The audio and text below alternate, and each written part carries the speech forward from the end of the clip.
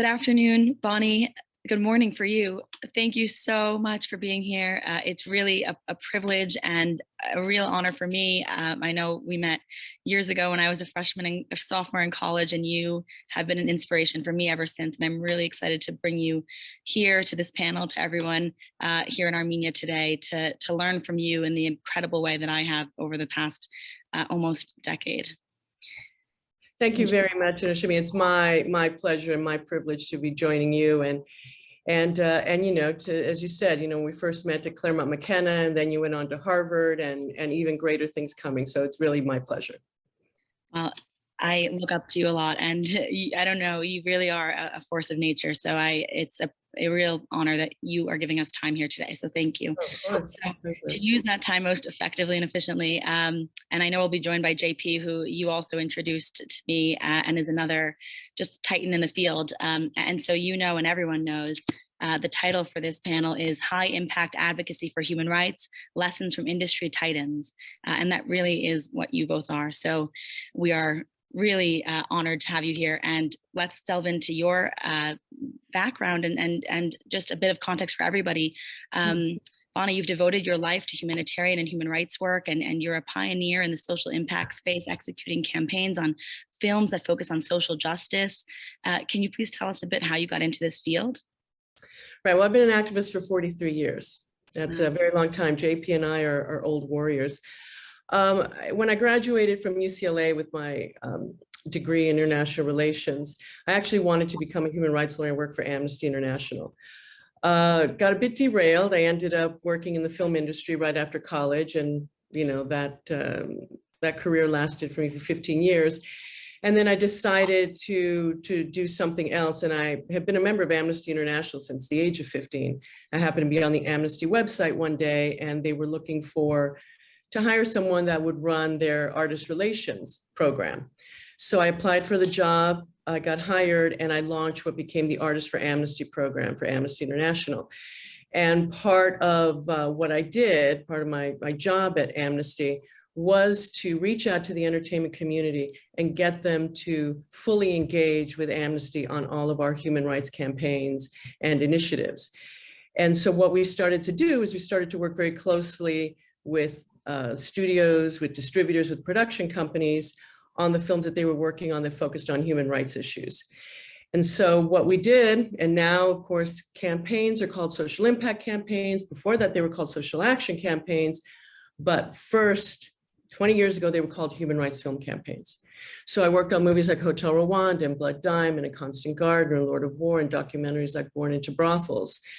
So then the purpose was to work at the studio, to drive as many eyeballs as possible to the film, mobilize Amnesty members to go and see the film, and then the studios worked very collaboratively with us on our initiatives, which was, of course, they were different initiatives focusing on the advocacy pieces we were working on, and so it was a very collaborative process. And then from Amnesty, I was hired by Jeff Skull to work at Participant Media, and that's where social action, social impact campaigns really took off. So I've been in this hybrid world of Hollywood and human rights, and it's a good place to be because I'm able to use the power of media, what Hollywood creates, what these filmmakers create, and when they want to move the needle, I'm privileged enough to work on those campaigns that will make an impact. Wow. Well, you really, there are no words to explain what a path you've blazed for this field going forward in your time since you've started, and today at this booming industry of really impactful campaigns through the use of media and intersection with human rights. So on the moving the needle point that you just made, in your lifetime of work, which social impact campaigns have moved the needle on critical human rights issues, and how did you engage the public to take action with those? Well, I think what we can do is let's show the presentation deck that I sent you, because I think it's more informative that way for me to actually take you through it, explain what the campaign is, and then how we mobilize people globally to take different kinds of actions, and then you'll see the metrics on these campaigns. Wonderful. So let's go to the next slide.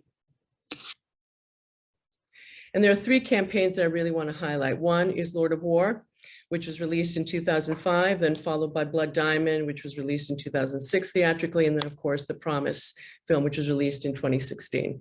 And I think those will give you a good breadth of how we engage the public. Okay, so let's go to the next slide. Okay, so just this is the description of Lord of War. Nicolas Cage starred in this film, which was inspired by an actual armed trafficker named Victor Bout. And it's Nicholas selling arms around the world, and he is being pursued by a character played by Ethan Hawke, who is trying to get him and arrest him for his arms trafficking. So let's go to the next page. So next slide. So what we did is Amnesty had been working on a number of initiatives. The first one being ratification of the UN Convention on the Rights of the Child for the countries that had not yet ratified it. And Lord of War does a very good job of not just talking about arms trafficking, but also about the use of child soldiers. So we decided to use this film and mobilize our members to lobby, both members of Congress, representatives around the world, and we took this campaign to the United Nations. We showed the film, we took the cast, and so we focused on the issue of the UN Convention on the Rights of the Child. The film was effectively used to lobby the UN to pass small arms trafficking legislation. Now, this was 2 decades long initiative. And as you can tell from that second bullet point, because we were able to use the film effectively in the strategy that Amnesty was working on with a number of coalition partners, they were finally able to get this treaty passed. And I had already, years ago left Amnesty, and I was contacted by my ex-colleagues who said we would like to get a letter to both Andrew Niccol and Nicolas Cage about the impact that the film had and how mobilizing people and teaching them through this film about child soldiers, about arms trafficking, that this was the result. Nicholas also donated $2 million to Amnesty International for both our advocacy work and the money also going to World Vision for the rehabilitation and reintegration to society of child soldiers in both northern Uganda and Sudan. And I know when my longtime friend and colleague, John Pendergrast, hops on, he'll talk a little bit about this as well as far as northern Uganda. But Nick's $2 million donation, okay, which there was a big press release about what he'd done, the public responded and crashed Amnesty's server they wanted to sign petitions, they wanted to donate also to help child soldiers, they wanted to learn more about it, and actually our website crashed because of how many people, having seen the film, reading about Nick, wanted to then get involved. Many of these people for the first time learning about child soldiers. So that was very successful. And then the last point here on this slide, as I mentioned, that Victor Bout was the inspiration for the character of Yuri Orlov. Victor was actually arrested in 2008, and he was tried here in the United States. And his attorneys at one point in court actually said that American jurors had been tainted because of the film Lord of War, and this connection between, oh, Victor Bout is being portrayed by Nicolas Cage in this movie. So the fact that this film and this campaign was then actually used by his attorneys just goes to show you the impact that it had. So let's go to the next slide. So I bring this up because this is Breitbart, and then you'll see another foreign policy after this, that even years after this film, there's a reference here that the Russian foreign minister said that any Russian citizens will face a prejudiced attitude in the United States. And again, he cited Victor Bout, Nicolas Cage, and Lord of War. Let's go to the next slide. Again, when you're talking about impact, you just never know, short-term, long-term. And here's another one on foreign policy, again, referencing in an article about Nicolas Cage and Lord of War. And this time, it involved, Hezbollah and the Justice Department. So all these publications, citing the impact of that film and the perception of, these different countries on how people are, that are suspected of crimes, now we're referencing Lord of War all the time. Let's go to the next slide. And you can ask me any questions that you might. And we can answer it later too, but that is a huge impact. And I think it's going to be clear that all of the campaigns you work on that you'll discuss here and people can look into beyond this, these three have had such big impacts like that, but that's not always the case. So I guess the question would be, what is the recipe for success? Or there probably is none, but why did these have such a big impact? Well, when we work on strategy and we work in coalition with groups, at least with Amnesty, and then I'll get a little further on into, after I left Amnesty and putting coalitions together, we look at the strategy on both short and long-term impact. What is it that is going to move the needle? What are the objectives? What are the calls to action here? And when it's Amnesty and we worked in coalition, we decided what that was. What are those calls to actions that we're asking of our members and we're asking of the global public? And, post Amnesty, and I've been doing this now, my consulting since 2014, I bring together coalitions, and they're the ones, it's these NGOs on the ground that are doing the work. And they're the ones that I lean into on any campaign and say, okay, what are those initiatives? What are those advocacy pieces? What are those calls to action? And then I build them into the strategy of these campaigns using, these powerful films, documentaries, limited series, documentary shorts, to be able to A, raise awareness, B, lean into the advocacy, and 3, provide the calls to action for the public. So this next film, Blood Diamond, which is arguably one of the better known social impact campaigns for a human rights themed film. Leonardo DiCaprio, Jennifer Connelly, Jaimin Hansu, movie based on the Civil War in Sierra Leone. And let's go to the next page. This movie, for us in the human rights world, we understood what conflict diamonds were. We knew what blood diamonds were. But outside of the human rights world, people didn't know. So this was an opportunity for us to use this very high profile film with A-list talent to bring to the global public's attention the conflict diamonds, blood diamonds, and what we needed people to do. Now, Blood Diamond campaign is actually taught now in university courses. It's used in conferences. It appears in publications and textbooks, really much to my surprise. And even last week, I was on a call and it was a professor who said, by the way, I teach Blood Diamond in my class. And it's such a useful tool, not just for the issue of blood diamonds, but making the connections to conflict minerals, conflict gold, conflict chocolate, blood gold, blood chocolate, blood minerals, which JP will also talk about. So here's some of the metrics on this. Again, the human rights community have been working on this issue for a long time and focusing on the Kimberley process, which would certify diamonds as conflict-free. And it was this movie and our campaign that finally brought this outside of the human rights world. And people started to understand what a blood diamond was. This was a very powerful film. And so we then launched a campaign in partnership with Global Witness with the full support of Warner Brothers to help us mobilize the public to take action. And one of those action pieces is we decided that February 14th, Valentine's Day, we were mobilizing our activists around the country to go to jewelry stores. They had downloaded an activist toolkit, a brochure on how to talk about blood diamonds. And so everybody that was coming in to buy jewelry, we told them, just speak to these customers, these consumers, and tell them what a conflict diamond is, and ask the jeweler when they go in, are these certified conflict-free? And it was a huge success, covered by the press, and we mobilized people around the country to do just that. And now, very honestly, blood diamond is part of the lexicon, part of that populist vernacular, that people now understand what that means. We also developed a specific curriculum that LA Unified started to use in the school system, and we reached out to human rights educators networks around the world and said, you have the film, you have this curriculum, teach it in your classroom, send them to our website for the calls to action, how people can become engaged.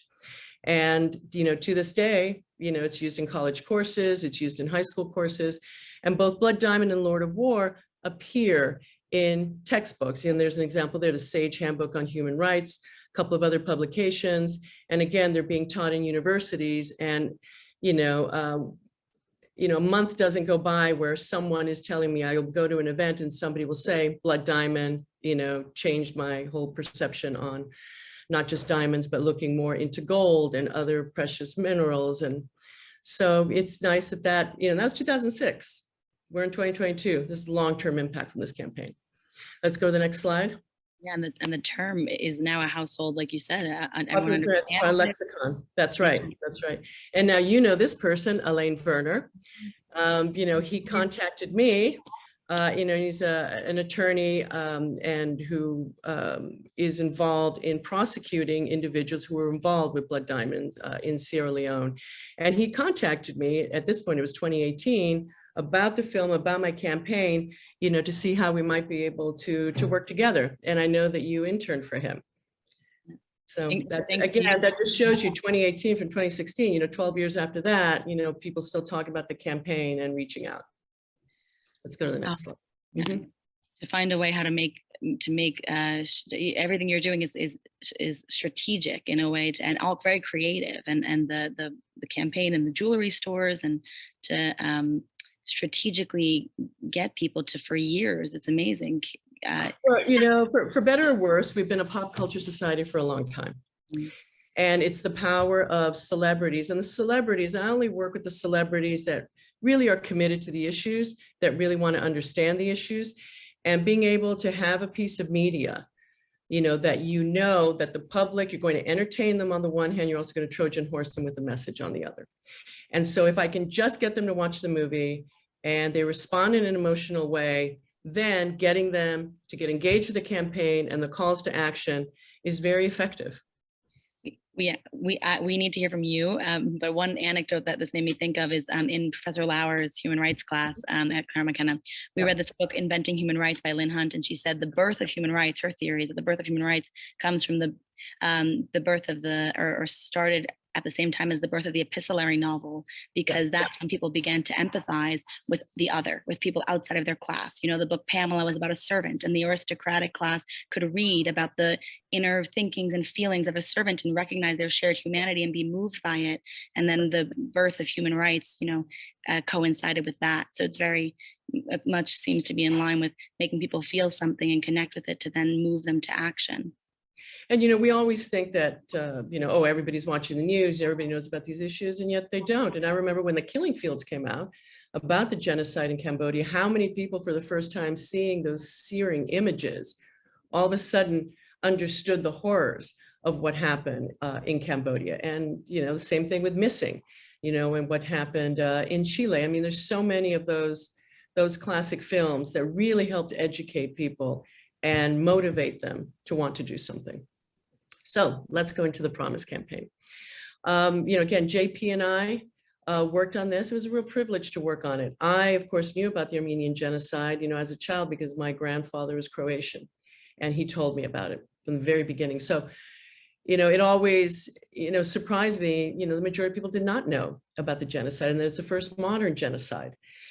So be able to work on this film, which, the motivation behind it to honor, Armenians around the world, to talk about this, to get it out there. My job was to come in on this campaign and raise awareness about it with, outside the Armenian community, right? We needed people to talk about this and understand what was happening in Darfur, right? What was happening, with other atrocities around the world. And, so the fact that this movie was made and against so many odds, and as we know, the Turkish community came out against the movie.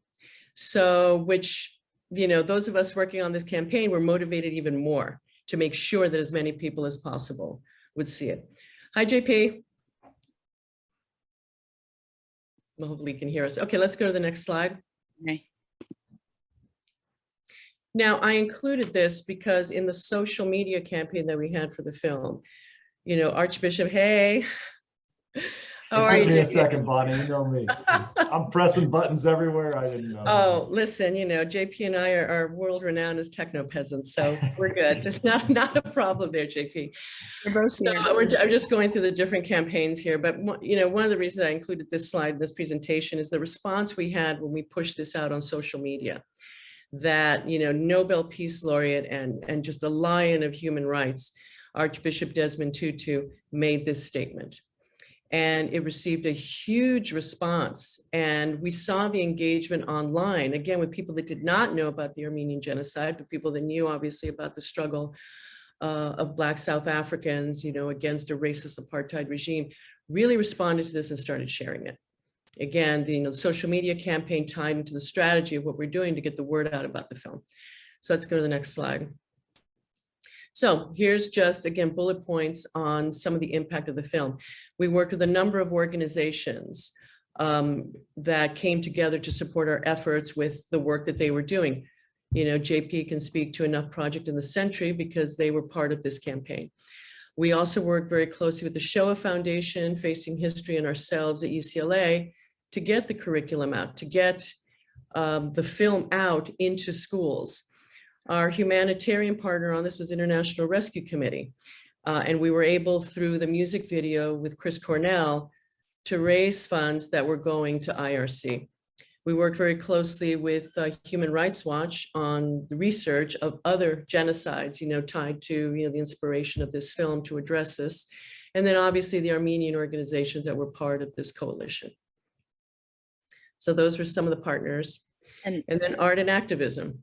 Here's a timeline of working with Creative Armenia, and they did a great job with these, with this challenge for people to come up with 60 seconds or less to speak to human rights stories, and that, again, engaging a younger demographic on this. And then the Global Nomad Group came up with this really great virtual reality experience, again, to target a younger demographic and get them more engaged in the human rights conversation. And then, of course, Alex and Ani, launched a bracelet, which we use again to raise funds for the nonprofit organizations. And again, just different ways out of the box to engage the public in non-traditional ways. Let's go to the next slide. And on the promise, maybe you'll get to this, but just I think the audience will be curious. There were some questions on the promise yesterday in the conference that we didn't get a chance to get to, but on how you determine what the best calls to action are, and maybe particularly for this case, and what challenges you might have faced with them. Okay, so let's go through a couple of these other slides and then I can address that. So, Chris Cornell wrote the beautiful song for the film, and it really resonated with people, and it was also nominated for a Grammy. And what we did is we took his song and we made a music video, which a number of directors donated their footage for this video. And we saw, that was 5 million views, or certainly more now. But people saw these images of Syrian refugees, of North African refugees, and we wanted to make the connection that the Armenian community, which went through the horrors of this genocide, care about other people also being targeted and the atrocities being committed against them. So this video, again, resonated, reached people, and we saw that after it was released, again, people going to the website, wanting to learn more, taking actions that we were highlighting on the website, because the power of a music video and a very beautiful song that again connected with people emotionally. And those images were really, really powerful. And we ended up, we ended that music video with Armenian children holding up signs about the promise. And so it really packed, that emotional wallet for people. Let's go to the next slide. So, I often get, asked again about celebrities, and JP and I work with celebrities.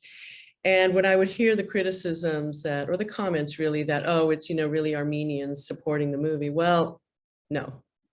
All of these people came out and tweeted, recorded videos for us, encouraged people to see the film, encouraged them to learn more on the website, encouraged them to watch the Powerful Intent to Destroy documentary, and to know that the Armenian people were stepping up for people around the world, basing it on their own experience and wanting to make sure that we say never again, let's be clear what that means. And all of these celebrities came forward in support of this campaign. So I just wanted to make the point that this was not, when I hear that, it's like, no, that's not the case. Okay, we had people that really responded to the film and wanted to do something. And this is huge. Yeah. And then the Promise Institute, which was established at UCLA as one of the initiatives of the film. That institute at UCLA Law School has really been phenomenal. And the kinds of panel discussions that they have and the kind of initiatives that they're launching inspired by the film and the campaign are going to have really long-term impact, especially with these aspiring human rights lawyers like you, Anoush, because you went to Harvard, But what these kids are learning through the film, through the efforts now of the Promise Institute at UCLA are going to have long-term impacts. And that second bullet point there, that a $1 million endowment that was set up in honor of Chris Cornell and his legacy of activism, again, to support these students that want to get into human rights work. So let's go to the next slide.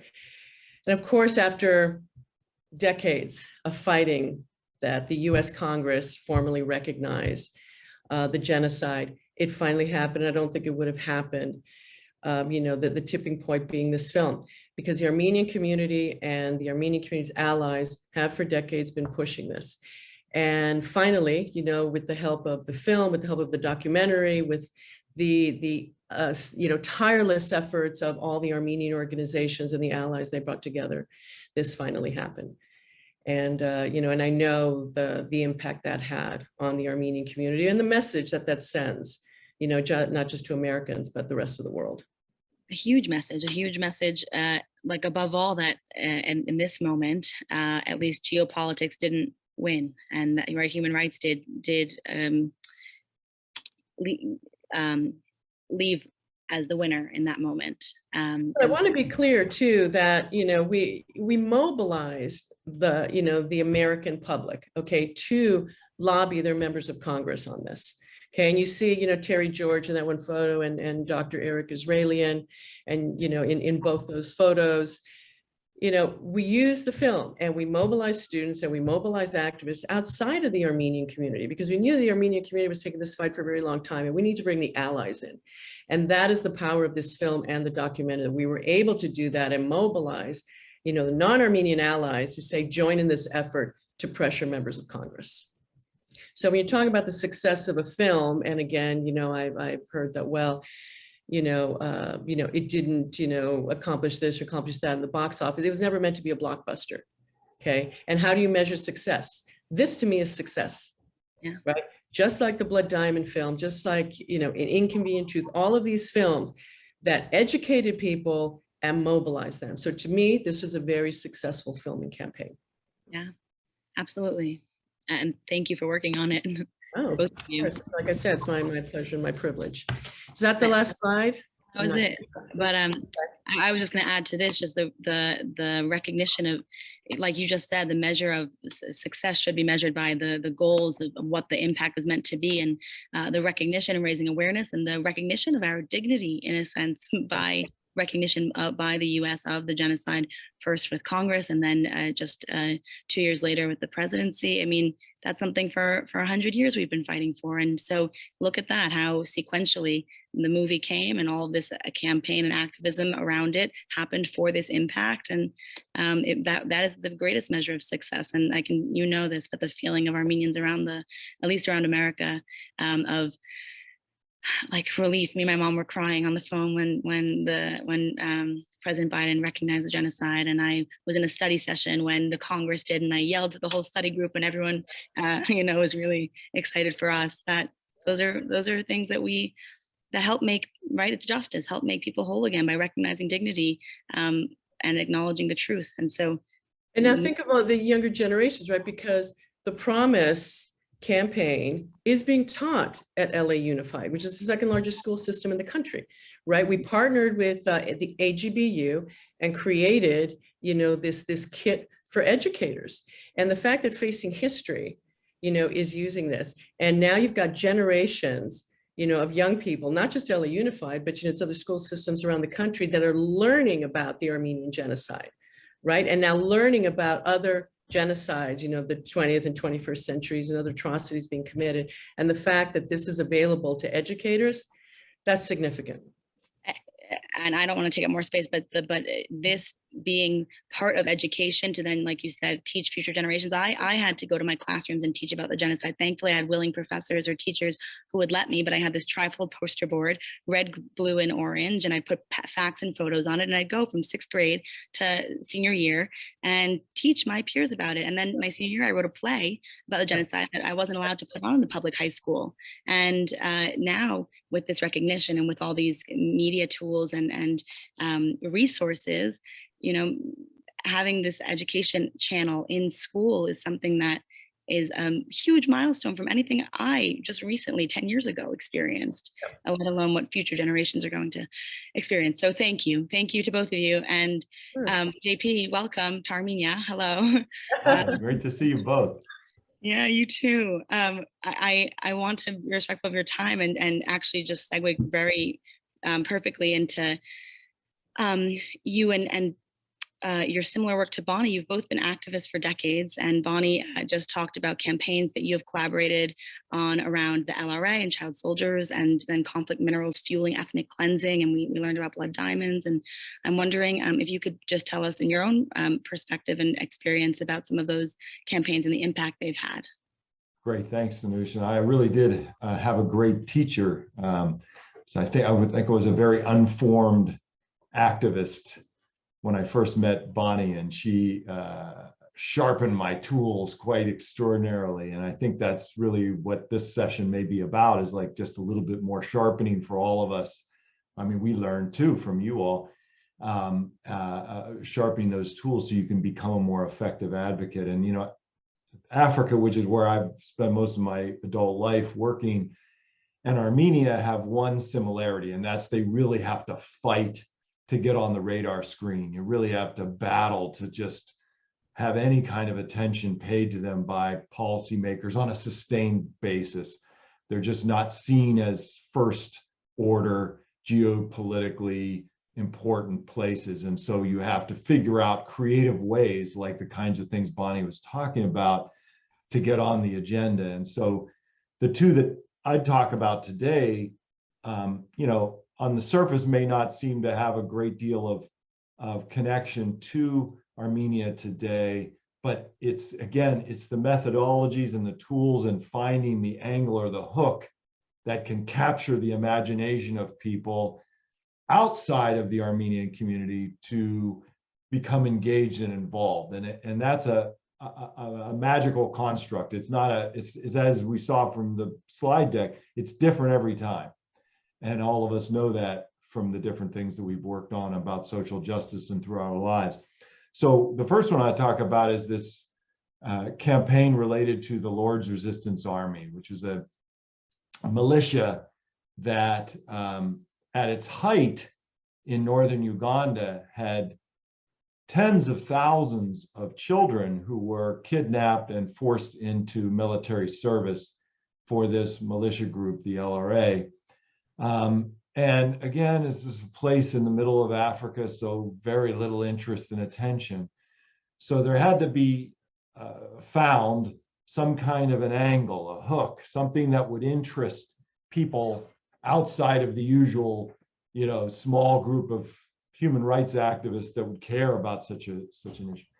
And it turned out that there were these children that, thousands of children that, fearing that they were going to be kidnapped at night, they would walk for miles and miles into some of the city centers in northern Uganda, and they would sleep in the cities, in the streets, and in any abandoned buildings or any place that anybody would take them in. And then they'd walk, as soon as the sun rose, they'd walk back home and go about their daily life, because most of the kidnappings occurred at night. And they became known as the night commuters. And the story of the night commuters became known primarily because these three young people from America went to northern Uganda. It's a long story, but they ended up kind of running into this whole phenomenon accidentally. And they were like three aspiring filmmakers that they were just out of high school. And they took a bunch of video footage and interviewed a bunch of the children and just made these kind of imperfect gonzo amateur videos.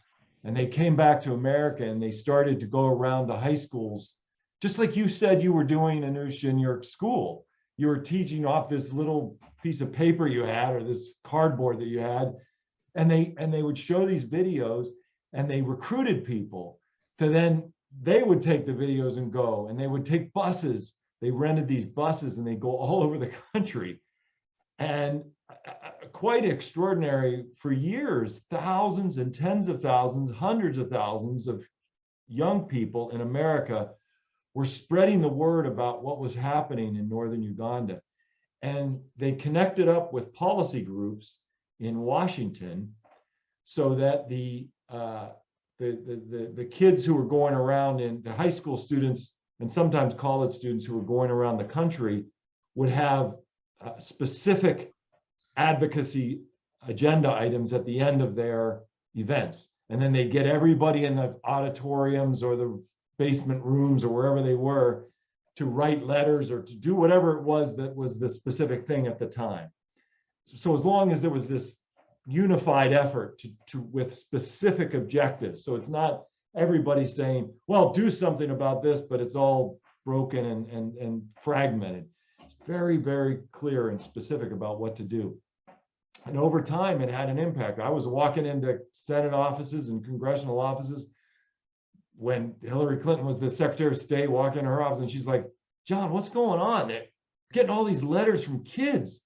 I'm hearing from my own kids or my own grandkids, these senators and Congress people would say that we need to do something about the LRA. So it became an issue for politicians because this hook was found and young people took the initiative. And over time, US policy changed, worked very closely with the governments in Africa and civil society groups in Africa to erode the power of the LRA, to the point now where there's a couple of hundred former abducted children are left sort of in the woods, in the forests in Central African Republic and in Congo. They're really not even in northern Uganda anymore. And the millions of people that have been displaced by the LRA's activities in northern Uganda have all gone home and they're rebuilding their lives. Like, it's an incredible success story. And it had a lot of craziness attached to it, but the core of it was what I've just told you. And it's all to do with young people organizing against ridiculous odds that anyone would care about these people halfway across the world, kids halfway across the world. And they did, and they ended up making a difference. So that's example A. Example B is the issue of conflict minerals, we call them, in the Congo. The Congo, you know, you could go outside and meet the first 20 people you run into and say, what's the deadliest war in the world since World War II, anywhere in the globe? And they would have no idea, because the deadliest war in the world since World War II has been in the Congo.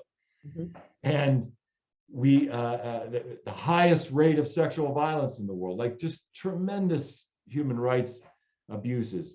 Again, what angle can you find to connect people or to make them interested, to make them care?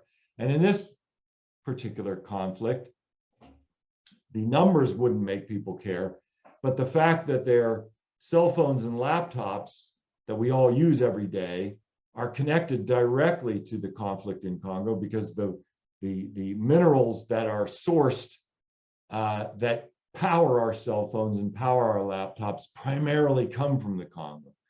So there was this hook that organizers could use to interest Americans and interest Europeans in that, you know, that weren't, again, the hardcore human rights activists.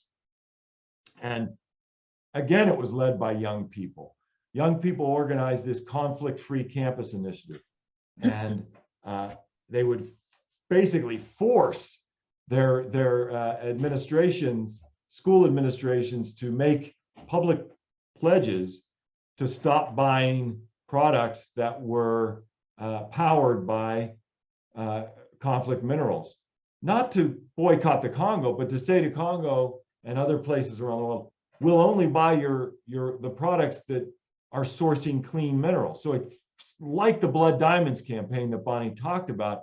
It immediately altered the incentives on the ground.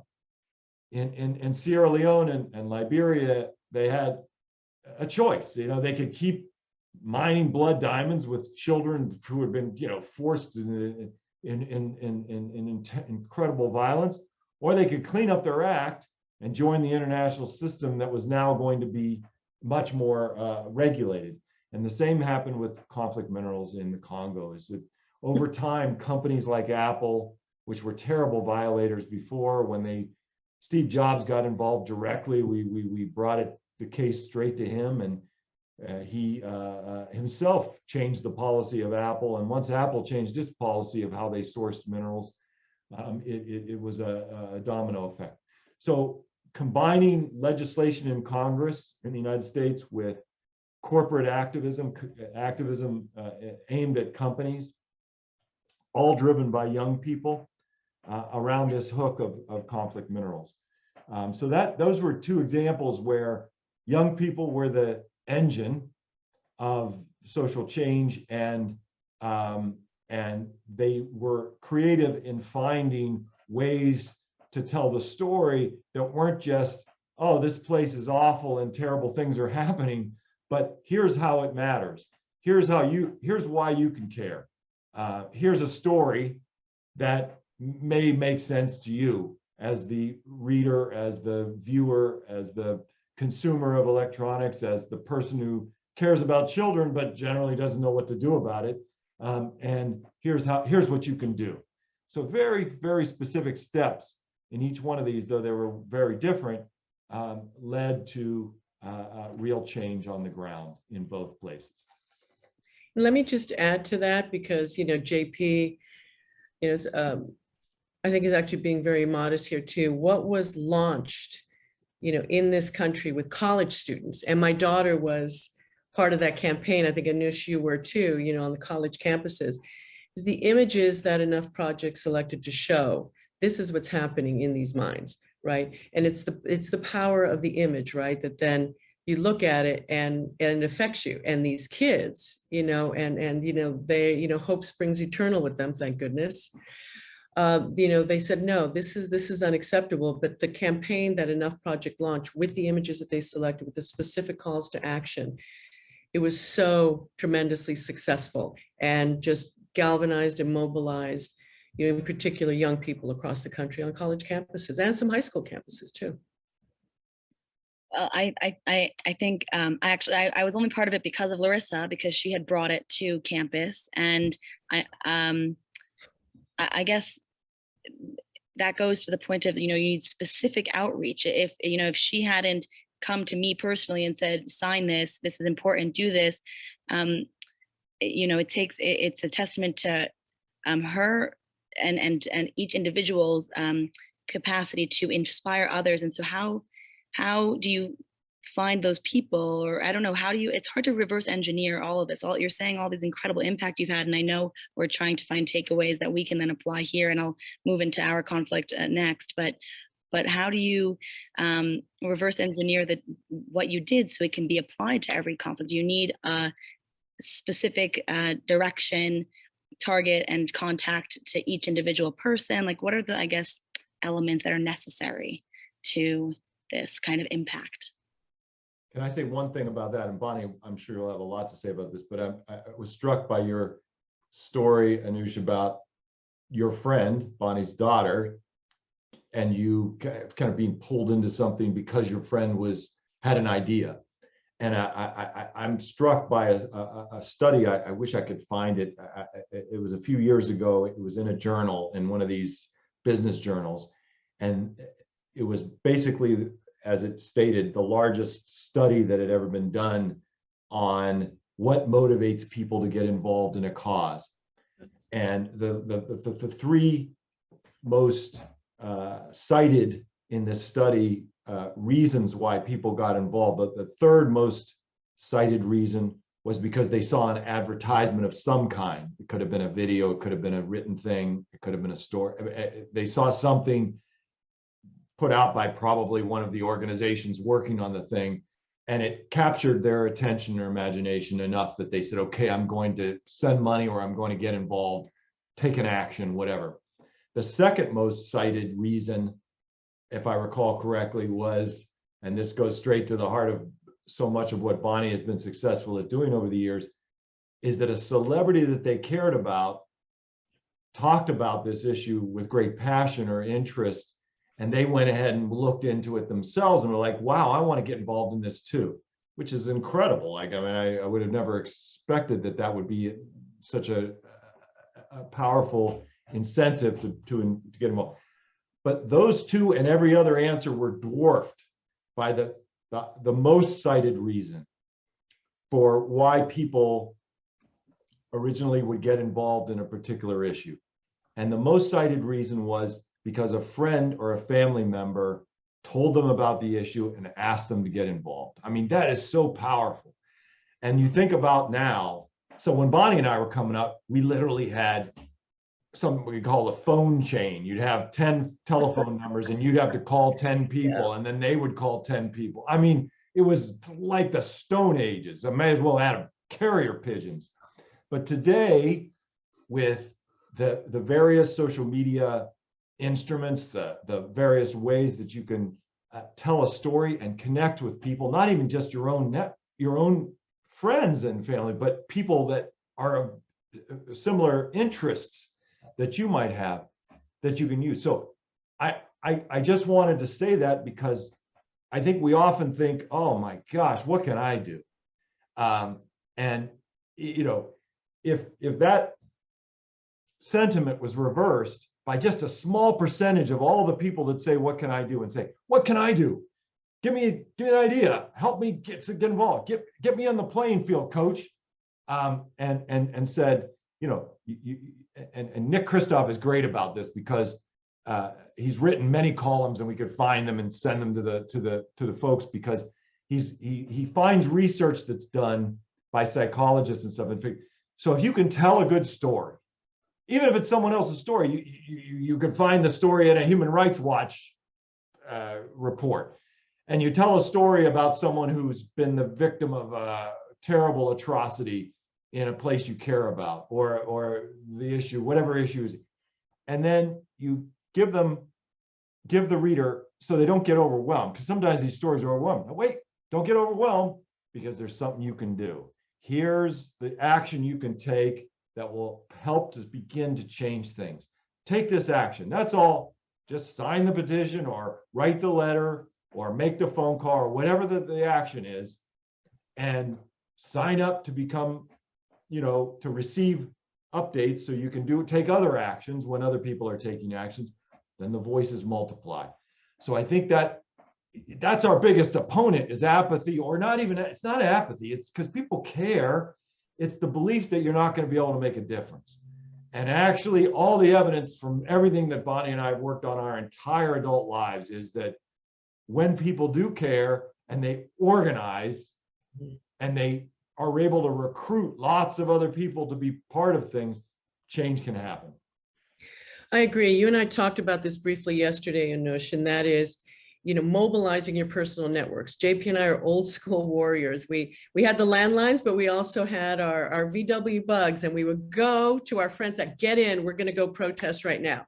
Get in, we're going to go, you know, and wait outside the door of our assembly person. I mean, Get arrested. Get arrested. Well, you know, the direct action, that's what we would do. We were prepared to throw our bodies on the line. We would get arrested on our, you know, for, you know, what we were doing on human rights and civil rights. But as an example, a point to what he's saying, I've been involved in the evacs of high profile Afghan women who have been on the Taliban kill list since August 15, and others who, you know, are very high profile targets.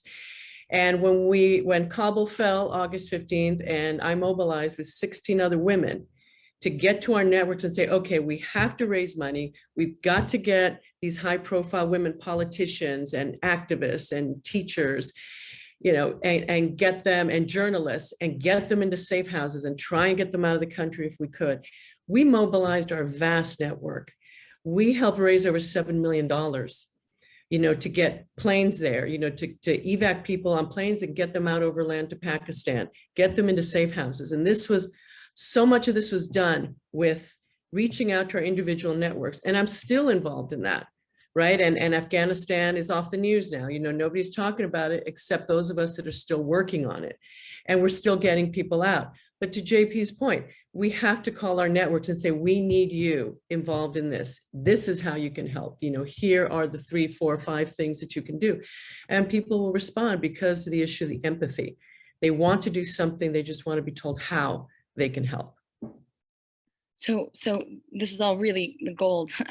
But so both of you have worked, all the issues you've worked on have been underdogs and people in countries that are not on the main stage of the world map. And also, I imagine there was, I'm sure, very strong lobbying from the other side, or strong pushback from those who would oppose the people you were trying to uphold and give voice to, and help support.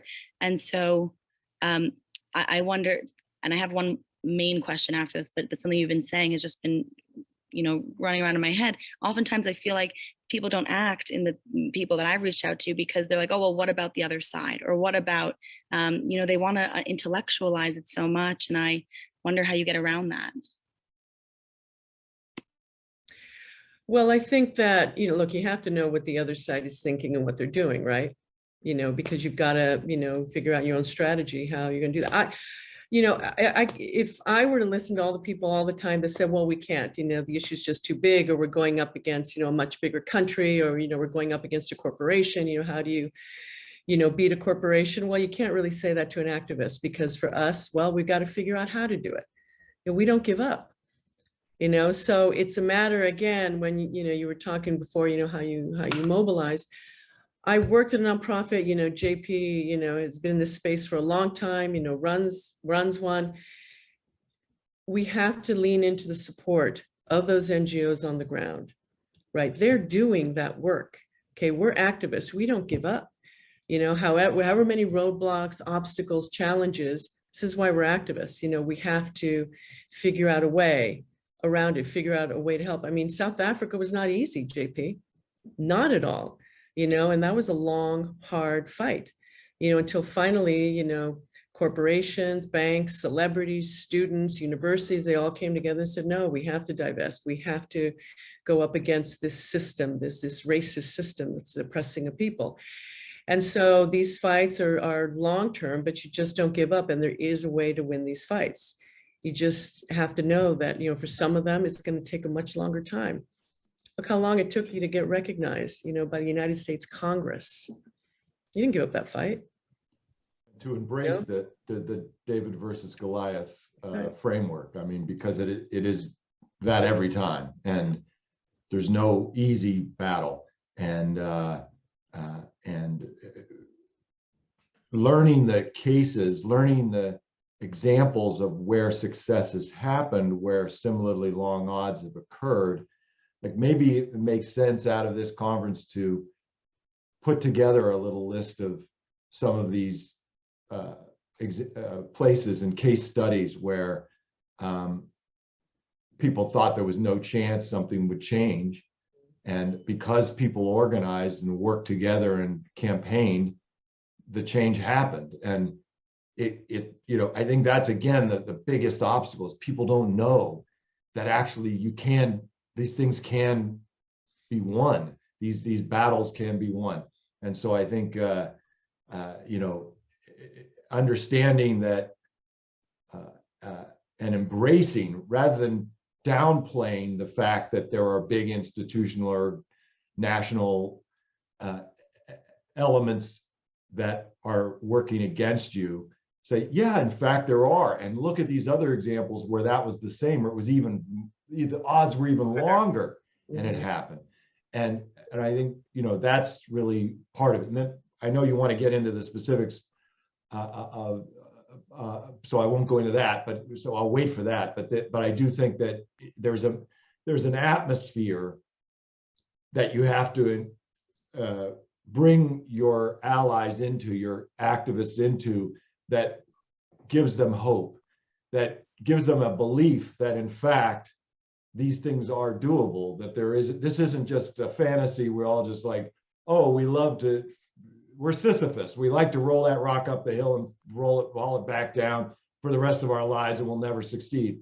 No, Bonnie and I, neither one of us are Sisyphus. We reject that 1000%. We're going to take that rock and bring it up to the hill if it takes our entire lives, working with lots and lots of other people. And that's our real, because we have that hope, because we know that it's happened before. And we have to learn to pivot, right? We have to learn to pivot and change strategy. right? So when we see what the other side is doing, we see what's working and what's not working, then you know, it's imperative that we do pivot, and activists know how to do that. So you just don't give up because one thing doesn't work. You know, we figure out, okay, that didn't work. What is going to work?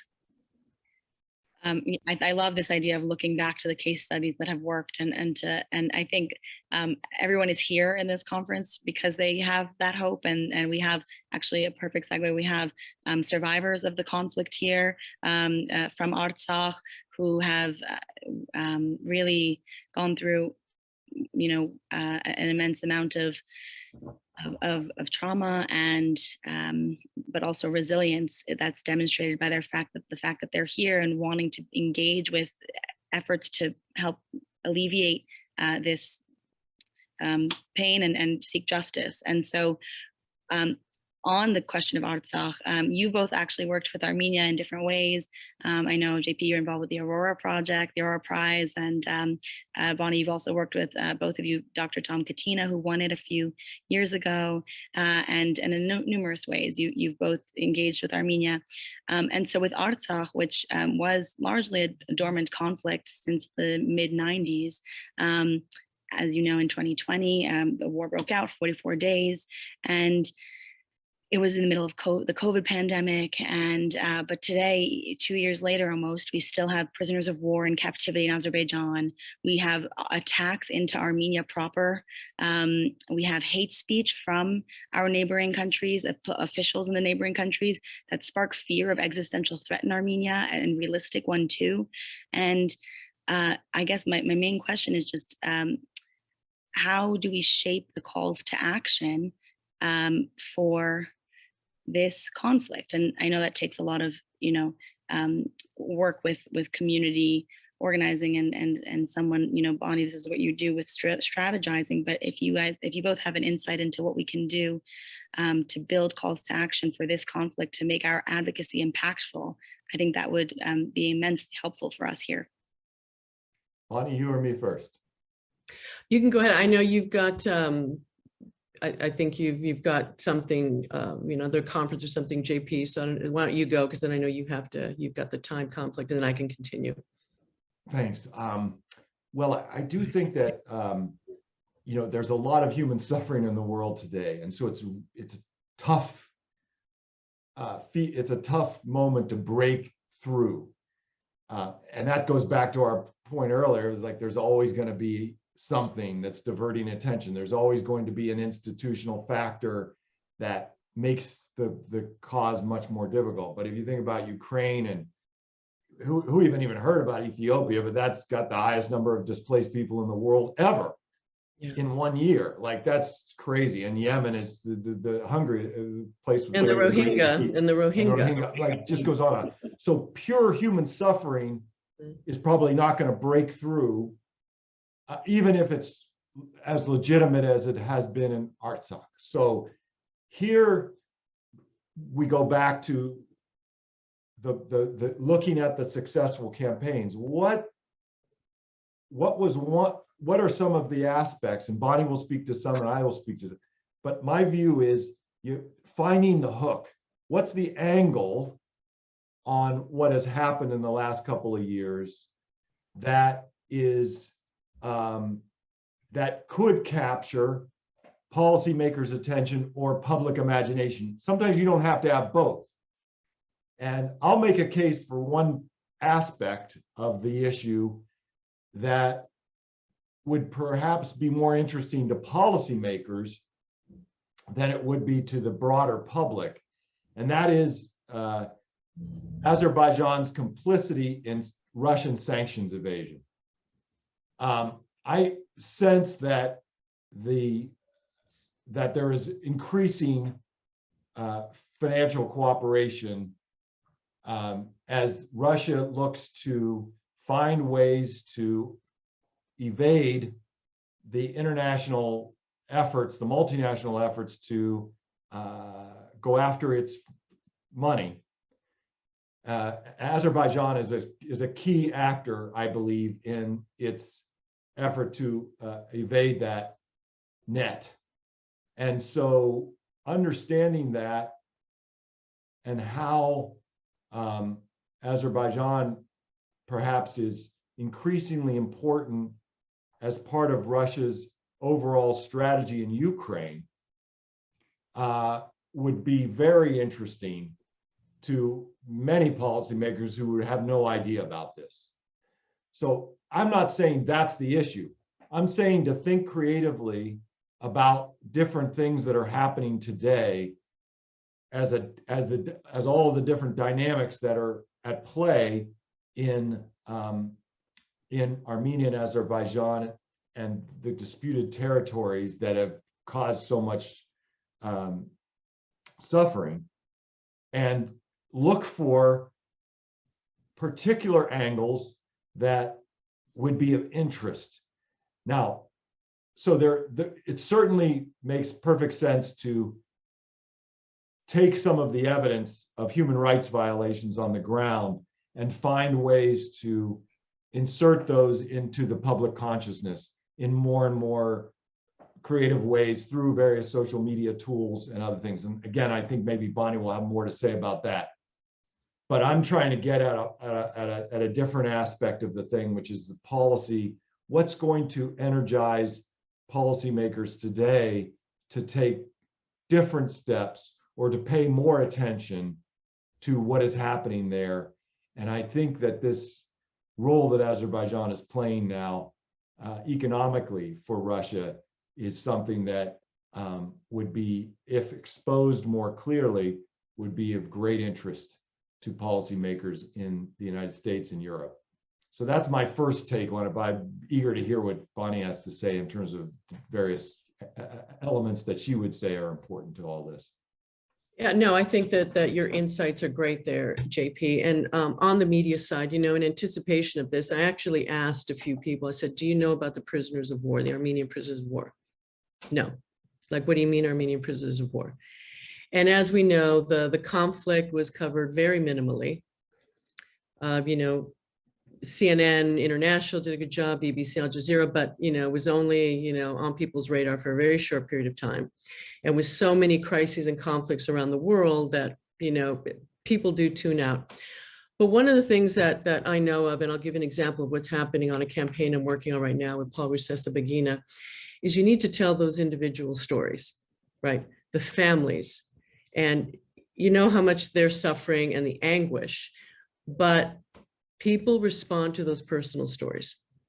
So you have these testimonials of these families, you show the images of these soldiers, and not in an exploitative way in any way, but the fact that that's what people respond to, that visual image, those videos, hearing a mother, hearing a father, hearing a friend, another family member, people will respond to that.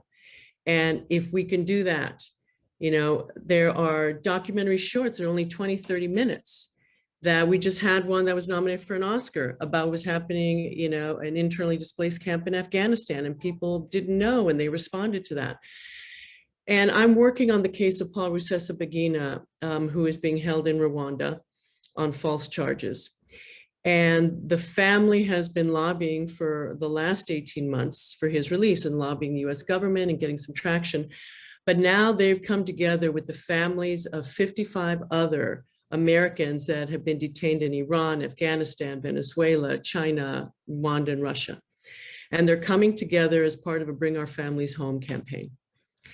And part of this was inspired by the fact that Don Cheadle and Terry George went out to their friends and colleagues, and half of the Avengers cast wore a shirt that said "Free Rusesabagina," right? And that got a lot of traction. I organized a panel with Carrie Kennedy that had Terry George and Don Cheadle and Anais, who is Paul's daughter. And we had this great discussion. And now we're ramping up the pressure with this Bring Our Families Home campaign. And now we're launching a whole mural campaign showing the faces and images of these people being held around the world and what their families are doing to release them. They want the global attention. And they understand the power of media. And so they came to me to help with that. And so we've got all of these initiatives launching that while the policy stuff is happening, as JP talked about, in the lobbying of the members of Congress, but we're getting to the public to also advocate. And with the three things that JP talked about are what moves people, right? So we've got these celebrities. Now you've got the Avengers wearing these t-shirts, right? And everybody's going, well, hang on, Mark Ruffalo and Scarlett Johansson and all, what's going on? Who is Paul Rusesabagina? Oh, he is the hero in Hotel Rwanda, right? We're encouraging people to watch the movie again. We've got these panels going out. Now we've got this multimedia, initiative launching. And when I worked with Afghanistan, with these women, I got their stories out through my network. Say, this is the woman we're talking about here, the number 2 in the parliament that's now, on the Taliban kill list. This is who she is. This is her family. We got to get her out. Those are the connections that motivate people. So with these prisoners of war, and I'm sure the Armenian government is doing everything that it can, and back channeling and diplomacy, but as far as public engagement, to add what JP was saying, we've got to get those stories out, and we have to move people. Because if I see a mother who is holding up a photo of her child, saying, I don't know what's happening to my son and daughter, I'm a mother, I'm going to react to that. And I'm an activist, and I'm going to react to that. And I'm going to say, okay, how can I help here? If I'm in Europe, what can I do? If I'm in the United States, what can I do? And then we need to go, someplace, on a website that, one of the organizations that's working on this, for people who either want to donate or take some kind of concrete action. But it is those personal stories, because that's what people respond to. Well, thank you both. That's what, as you know, that's what the Center for Truth and Justice, one of the things that we're doing here is collecting the testimonies from survivors of the Artsakh conflict, including prisoners of war themselves, including family members of the prisoners of war who came back, who are still gone, who the Azerbaijani government doesn't recognize as having in captivity. And that's just one issue. We have the border security issues, and we have the other abuses that have happened.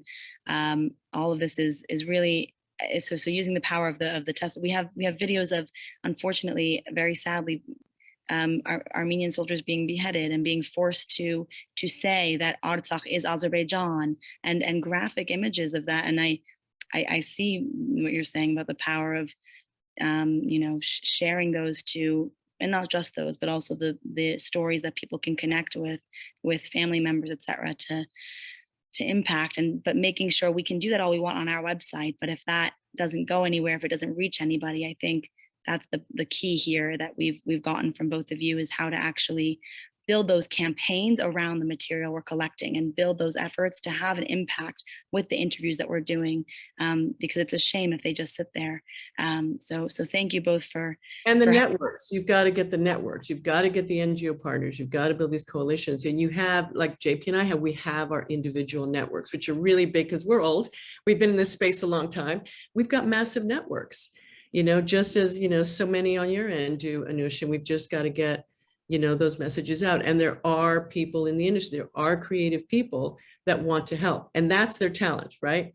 So, you've got these images, there are editors out there are creative people out there that say, okay, these are the kinds of images, this is the narrative thread we can weave through with these videos, with these messages, and get these stories out there, because no one's talking about this conflict.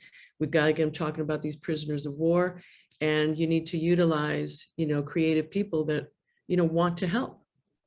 And I would, just a footnote to what Bonnie's saying, I just, and I haven't really thought about this, but often when a long ignored issue or conflict or human rights travesty breaks through, it's not because of the cumulative human rights violations. It's not the fact that there were all these different things that happen. It's usually one thing that people sort of are able to connect with.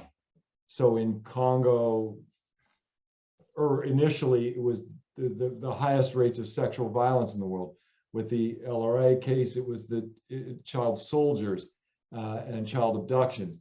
Finding the one thing, instead of, you can be overwhelming to say, well, there were these beheadings, and there were these people killed by landmines, and there were these villages burned, and there was figure out one of the pieces of the overall puzzle of atrocities as a lead.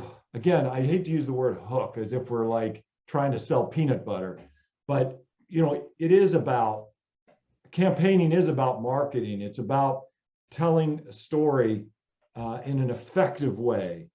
And so finding that the thematic piece that potentially most resonates and most accurately reflects what people's lived experience has been in Artsakh during the conflict and in the aftermath and the continuation of the abuses. And POWs is a great potential angle. I mean, if that's one angle to consider and to look at and see, is there something here that if you tell the stories, and then the backstories can have all the other stuff, but there needs to be a pointy end of the spear that pierces people's hearts enough that they say, oh, okay, I want, and then there has to be an easy thing for them to do. You know, so there's a very specific outcome you're looking for, or set of outcomes, 2 or 3, not 20. And, you know, we're trying to get this from the US government.